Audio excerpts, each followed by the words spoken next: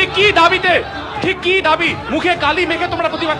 আজকে শিক্ষক হিসাবে কালি লাগাতে তার একটাই কারণ, পশ্চিমবঙ্গ পুলিশ এখনো পরীক্ষা বাকি আছে, তার আগে বিভিন্ন দালালরা ষড়যন্ত্র করছে যে তাদের প্রশ্ন 3 দিন আগে ফাঁস করবে। কিন্তু আজকে বলুন তো এইরকম এই ছাত্রছাত্রীরা কোথায় যাবে?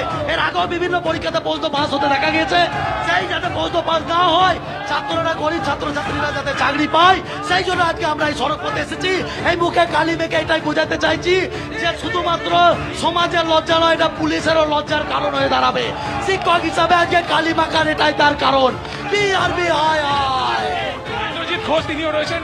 দাদা, শিয়ালদা থেকে ধর্মতলা পর্যন্ত এসেছে অভিযান, ঠিক কি কি দাবিকে সামনে রেখে? 1 বছর হয়ে গেছে জেল পুলিশের নোটিশ বেরিয়েছে, নিয়োগ হয়নি। পশ্চিমবঙ্গ পুলিশ, কলকাতা পুলিশের নিয়োগের নোটিফিকেশন হয়েছে, বেরোয়নি। প্রশ্ন ফাঁসের চক্রান্ত হয়েছে, সের বিরুদ্ধে আমাদের এই লড়াই। যোগ্য স্বচ্ছ নিয়োগের দাবিতেই আমাদের এই লড়াই। দেখা যাচ্ছে পুলিশের